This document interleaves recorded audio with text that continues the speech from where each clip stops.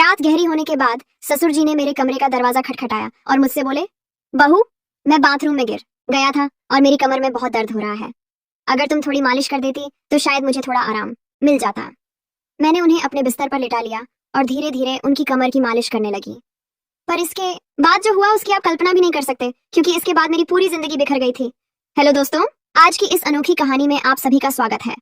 मेरी शादी के 5 महीने बाद ही मेरे पति का देहांत हो गया था और मेरी जिंदगी में ग्रहण लग गया था। मेरे पिताजी ने बड़ी मुश्किल से मेरी शादी करवाई थी, लेकिन 5 महीने के अंदर ही मैं फिर से अपने मायके वापस आ गई थी। मेरे मायके में मेरी माँ नहीं थी। जब मैं 10 साल की थी तभी मेरी माँ का देहांत हो गया था। इसलिए मुझे बहुत डर लगता था कि अगर पिताजी मुझसे कुछ कहेंगे तो मैं किसके आंचल में अपना मुंह छुपाऊंगी। माँ की मौत के बाद पिताजी ने दूसरी शादी कर ली थी और मेरी सौतेली माँ मुझसे बहुत नफरत करती थी, इसलिए मुझे और भी ज्यादा डर लग रहा था। मेरी सौतेली माँ अक्सर मुझे ताने देती थी कि पहले अपनी माँ को खा गई और फिर अपने पति को भी खा गई। अब यहाँ क्या लेने आई है? क्या हमें भी बर्बाद करके छोड़ेगी? ये सब ताने मुझसे बर्दाश्त नहीं होते थे, पर मैं और कर भी क्या सकती थी। मेरी जिंदगी ऐसे ही गुजर रही थी। फिर अचानक एक दिन मेरे ससुर जी हमारे घर आए और उन्होंने मेरे पिताजी से कहा कि वह मुझे फिर से अपने घर ले जाना चाहते हैं। मेरी सौतेली माँ ने तुरंत ही हाँ कर दिया, लेकिन मेरे पिताजी ने कहा, अब आपका बेटा इस दुनिया में नहीं है, तो आप मेरी बेटी को क्यों ले जाना चाहते हैं? इस पर मेरी सौतेली माँ ने मेरे पिताजी से बहस करना शुरू कर दी और कहा, इसमें इतना सोचने की क्या बात है? वह अगर कह रहे हैं कि वह प्रिया को ले जाना चाहते हैं तो उन्हें ले जाने दीजिए ना। आपको इतनी तकलीफ क्यों हो रही है? और वैसे भी प्रिया उनके घर की बहू है। उनके बेटे की मौत हो गई है तो क्या हुआ, वह अपने ससुराल तो जा ही सकती है ना। माँ के इस झगड़े के बाद पिताजी ने कहा, अगर मेरी बेटी वहाँ खुश रहेगी तो मुझे कोई दिक्कत नहीं है। प्रिया अगर जाना चाहती है तो आप उसे जरूर ले जा सकते हैं। मेरे ससुर जी ने मेरी तरफ देखा और कहा, चलो कपड़े वगैरह लेकर आओ। मैंने भी सोचा कि यहाँ रहकर सौतेली माँ के ताने सुनने से अच्छा है कि अपने ससुराल जाकर सुकून से रहूं। मैं ससुर जी के साथ वापस ससुराल आ गई थी। यहाँ पहुंचने के बाद मैं अपने कपड़े बदल रही थी कि तभी मेरे ससुर जी मेरे कमरे में आ गए और बोले, बहू 1 कप चाय बना लाओ। मैंने जल्दी से अपने कपड़े ठीक किए और रसोई में जाकर चाय बनाने लगी और चाय बनाकर ससुर जी को दे दी। चाय पीते हुए उन्होंने मुझसे कहा, प्रिया तुम्हें पता है इस घर में मैं बिल्कुल अकेला हूँ। मेरा बेटा मेरी इकलौती संतान थी और तुम्हारी सास भी गुजर गई है। मैं इसीलिए तुम्हें यहाँ लेकर आया हूँ ताकि मुझे इस घर में अकेला न लगे। मैंने कहा, पिताजी आप बिल्कुल चिंता मत करें, मैं भी तो आपकी बेटी की तरह हूँ, मैं हमेशा आपके साथ रहूंगी। फिर ससुर बोले, मुझे पता है कि तुम मेरे साथ रहोगी, क्योंकि तुम्हारी सौतेली माँ तुम्हें मायके में कभी शांति से नहीं रहने देगी। इसी तरह दिन गुजर रहे थे और हम दोनों एक दूसरे का सहारा बने हुए थे। 6 महीने बाद एक रात मैं अपने कमरे में सो रही थी कि तभी देर रात किसी ने मेरा दरवाजा खटखटाया। मुझे समझ आ गया था कि यह मेरे ससुर जी ही होंगे, क्योंकि इस घर में हम दोनों के अलावा कोई और नहीं था और आधी रात को कौन दरवाजा खटखटाएगा। मैंने सोचा कि शायद पिताजी को कुछ जरूरत होगी, तभी देर रात यहाँ आए हैं।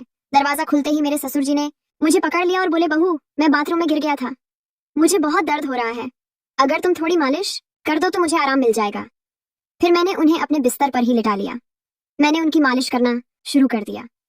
कुछ देर तक मालिश करने के बाद मैंने नोटिस किया कि ससुर जी मुझे अजीब तरह से घूर रहे थे। ये देख के मैं थोड़ा सहम गई थी। तभी मैं बोली, ससुर जी क्या हुआ, आपको किस जगह पर ज्यादा चोट लगी है?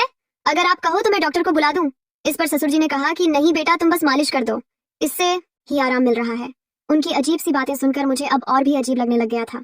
फिर मैं बोली, ससुर जी आप यहीं मेरे कमरे में ही लेट जाइए, कमर में दर्द लेकर आप अपने कमरे तक कैसे जाएंगे? मैं आपके कमरे में जाकर सो जाती हूँ। मेरी बात सुनकर मेरे ससुर बोले, बेटा तुम मुझे इस हालत में अकेला छोड़कर चली जाओगी, अगर रात को मुझे बाथरूम जाना पड़ा या अगर मुझे किसी और चीज की जरूरत पड़ी तो मैं क्या करूंगा? इससे बेहतर है कि तुम यहीं सो जाओ।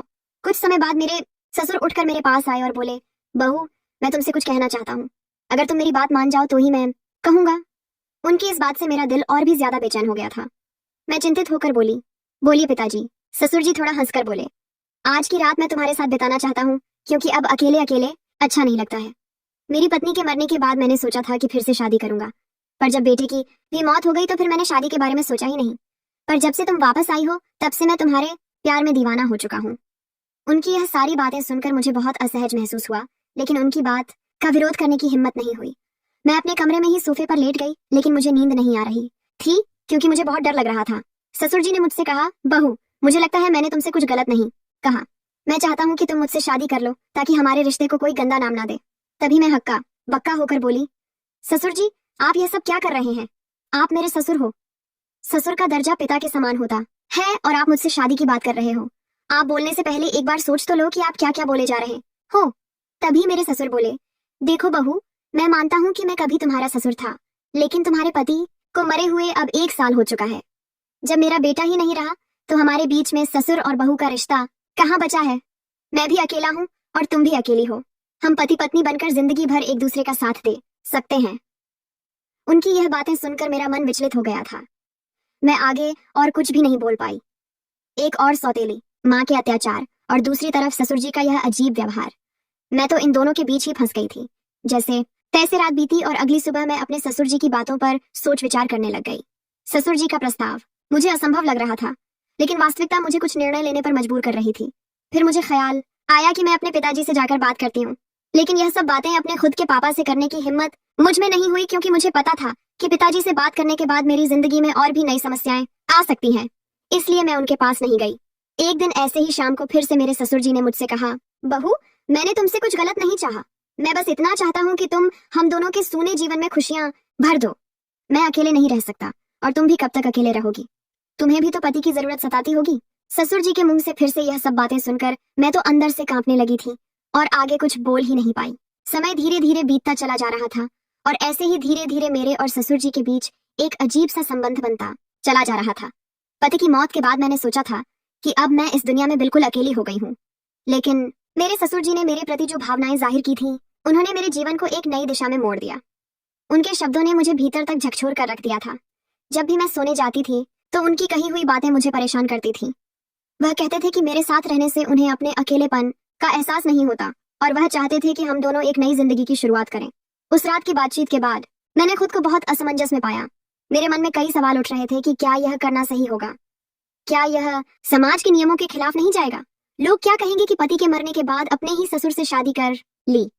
लेकिन कहीं ना कहीं मेरे दिल में यह बात भी थी कि शायद सच में मेरे ससुर अकेलेपन से जूझ रहे हैं। मैंने बहुत सोच विचार के बाद उनसे बात करने का फैसला किया। एक रात मैंने ससुर जी के दरवाजे की कुंडी खटखटाई। उन्होंने दरवाजा खोला और मुझे देखकर थोड़ा हैरान हुए। मैं उनके कमरे में गई और बोली, ससुर जी, मैं आपसे एक बहुत जरूरी बात करना चाहती हूँ। उन्होंने मुझे बैठने के लिए बोला और बड़ी गंभीरता से पूछा, क्या हुआ बहू, तुम इतनी रात गए क्यों आई हो? मैं थोड़ी हिम्मत जुटाते हुए बोली, ससुर जी, मैंने आपके प्रस्ताव के बारे में बहुत सोचा है। मैं समझती हूँ कि आप अकेलेपन से जूझ रहे हैं और एक साथी की जरूरत महसूस कर रहे हैं, लेकिन इस रिश्ते के लिए मेरी एक शर्त है कि हमारे बीच हमेशा प्यार और सम्मान का रिश्ता रहेगा। आप मुझे बेटी की तरह सम्मान देंगे और मैं आपको पिता की तरह आदर दूंगी। क्या आपको मेरी शर्त मंजूर है? उन्होंने मेरी बात को ध्यान से सुना और फिर कहा, मुझे तुम्हारी शर्त मंजूर है। मैं इस प्यार और सम्मान को हमेशा बनाए रखूंगा। उनकी यह बात सुनकर मेरे दिल का बोझ थोड़ा हल्का हो गया था। फिर कुछ दिनों के बाद हमने एक छोटे से समारोह में शादी कर ली। ये शादी समाज की नजर में असामान्य थी, लेकिन हमने अपनी स्थिति को स्वीकार कर लिया था। शादी के बाद के दिन मेरे लिए बेहद चुनौतीपूर्ण रहे। गांव ने लोगों ने तरह तरह की बातें करना शुरू कर दिया था। रिश्तेदारों ने भी हमसे दूरी बना ली थी, लेकिन हमने इन सब की परवाह किए बिना अपने जीवन में आगे बढ़ने का फैसला किया। हमारे रिश्ते में धीरे धीरे प्यार और समझ बढ़ने लगी थी। ससुराल में पहले जहां मैं खुद को असहज महसूस करती थी, अब वही घर मुझे अपना सा लगने लगा था। ससुर जी हर संभव प्रयास करते थे जिससे मैं खुश रहूं। उन्होंने मेरी हर छोटी बड़ी जरूरत का ख्याल रखा था और मेरी सारी ख्वाहिश पूरी करते थे। वह हर दिन मेरे लिए कुछ ना कुछ खास करने की कोशिश करते थे।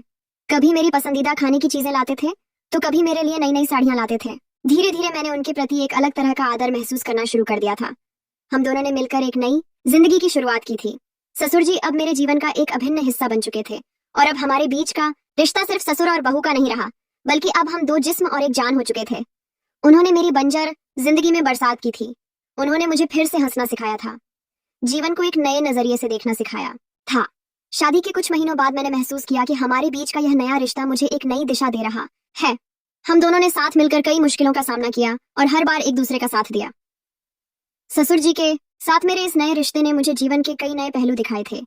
उन्होंने मुझे यह एहसास दिलाया कि जीवन में अगर साथी सही हो तो कोई भी मुश्किल इतनी बड़ी नहीं होती कि उसे पार ना किया जा सके। समाज ने भी हमें बहुत खरी खोटी सुनाई थी, पर हमने किसी की बात पर गौर नहीं किया। हमारे रिश्ते में धीरे धीरे एक नए तरह का प्यार और सम्मान उभरने लगा। उनके साथ बिताए हर पल ने मुझे कुछ नया सिखाया और मुझे एहसास हुआ कि कभी कभी जीवन हमें ऐसे मोड़ पर ले आता है जहां हमें अपने फैसलों पर पुनर्विचार करना पड़ता है। आज मैं अपने ससुर जी के साथ एक नई जिंदगी जी रही हूँ और हमारे बीच का प्यार और सम्मान पहले से भी अधिक मजबूत हो गया है और वह मेरी जिंदगी के सबसे महत्वपूर्ण इंसान बन चुके हैं।